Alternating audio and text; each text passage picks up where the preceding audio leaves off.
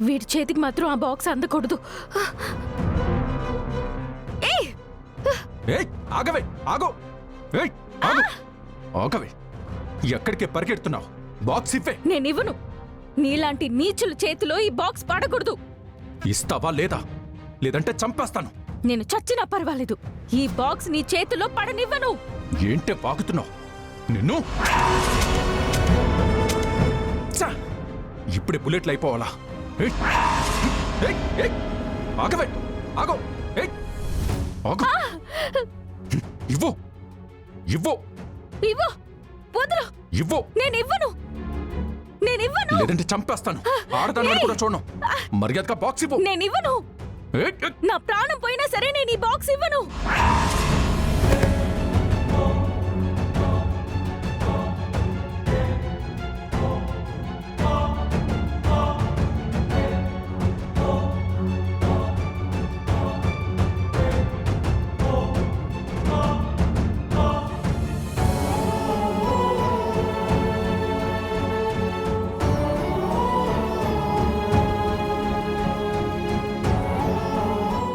Box Banerjee చేతిలో పడకూడదని ఎంతగానో ప్రయత్నించాను.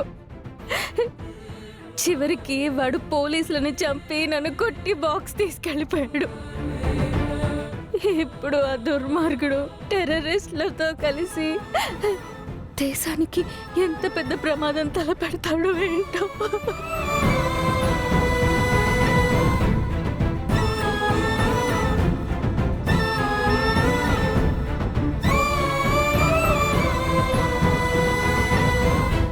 ఆర్య ఎలా ఉంది? ఇక్కడేం చేస్తుంది?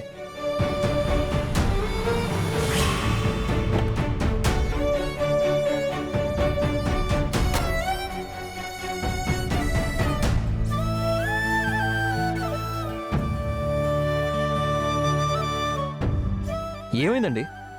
మీరు ఈ టైంలో ఇక్కడ ఉన్నారేంటి? ఏం చేస్తున్నారు? సార్, సార్ నన్ను క్షమించండి. నేను మీ దగ్గర ఒక విషయం దాచాను. ఏ విషయం అండి? నేను ఇన్నాళ్ళు షెల్టర్ తీసుకున్న బెనర్జీ నాకు రోజు ఫోన్ చేస్తున్నాడు. మీ ఇంట్లో ఉన్న ఒక బాక్స్ తనకి ఇవ్వమని బెదిరిస్తున్నాడు. మరి ఈ విషయం నాకు ముందే ఎందుకు చెప్పలేదండి? ఈ విషయం మీతో చెప్తే మిమ్మల్ని చంపేస్తానని బెదిరించాడు. నేను ఆ బాక్స్ ఇవ్వకపోతే ఇంట్లో అందరినీ బాంబు పెట్టి పేల్చేస్తానని వార్నింగ్ ఇచ్చాడు. అందుకని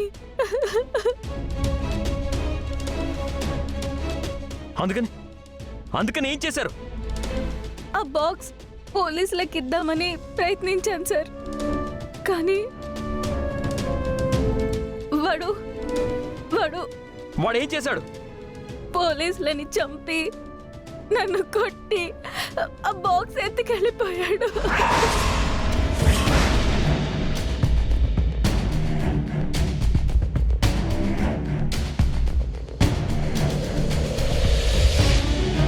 ఇది చాలా సీక్రెట్ ఇన్ఫర్మేషన్. దేశ రక్షణకు సంబంధించిన చాలా ఇంపార్టెంట్ కోఆర్డినేట్స్ ఇందులో ఉన్నాయి. అది ఏ టెర్రరిస్టుల చేతిలో పడినా దేశానికి చాలా ప్రమాదం. కొన్ని లక్షల్లో ప్రాణాలు పోతాయి.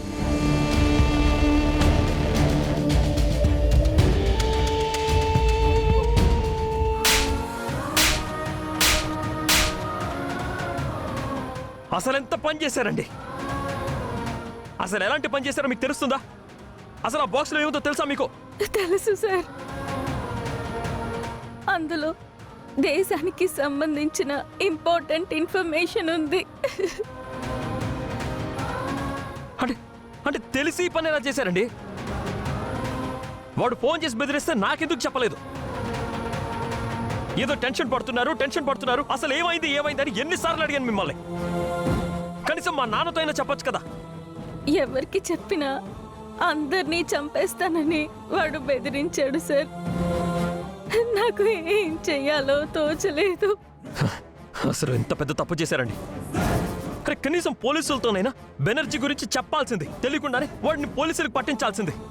అసలు ఎంతో ఆలోచించే మీరు అసలు ఈ విషయాన్ని ఎందుకు ఆలోచించలేకపోయారు? ఆలోచించాను సార్. ఒరిజినల్ బాక్స్ని పోలీసులకిచ్చి ఎంటీ బాక్స్ బెనర్జీకిచ్చి వాణ్ణి వదిలించుకుందామని ప్రయత్నించాను. కానీ వాడు నా ఆలోచన పసిగట్టి నా వెనకే వచ్చాడు. నా ముందే పోలీసులని చంపి బాక్స్ ఎత్తుకెళ్ళిపోయాడు. నేను ముందే వాడిని పోలీసులకి పట్టించుంటే ఈ సమస్య వచ్చుండేది కాదు. ఆ టెన్షన్లో నాకేమీ తట్టలేదు సార్. మీరు వాడికి భయపడి నాతో చెప్పుకుంటాం చాలా చాలా పెద్ద తప్పు చేశారండి. ఆ బాక్సులో కాశ్మీర్కి సంబంధించిన మిలిటరీ ఆయుధాలకి సంబంధించిన సమాచారం ఉంది. టెర్రరిస్టు చేతుల్లో ఆయుధాలు పడితే మన దేశంలో విధ్వంసం సృష్టిస్తారు, నరమేధం జరుగుతుంది. అవును సార్, క్షమించరాని తప్పు చేశాను. ఏం చేయాలో తెలియట్లేదండి. అయ్యో అయ్యో. మీరు ఏడవడం వల్ల ఏ ఉపయోగం లేదండి. ముందు జరిగే విధ్వంసాన్ని ఆపాలి. ఆ టెర్రరిస్టుల్ని బెనర్జీని ఆపాలి. వాడు ఎక్కడున్నాడో నాకు తెలీదు సార్. ఎలా ఆపుతాం? వాళ్ళు ఖచ్చితంగా ఆ మ్యాప్ని పెన్ డ్రైవ్లోని కోఆర్డినేట్స్ని చూసి కాశ్మీర్ వెళ్తారు. వెళ్ళి ఆ ఆయుధాలని చేజిక్కించుకొని విధ్వంసానికి ప్రయత్నిస్తారు. అంతకంటే ముందు మనమే కాశ్మీర్కి వెళ్ళి హెచ్చరించాలి. ఎలాగైనా ఆయుధాలు టెర్రరిస్టుల చేతుల్లో పడకుండా ఆపాలి. సరే, ముందింటికి వెళ్దాం, పదండి.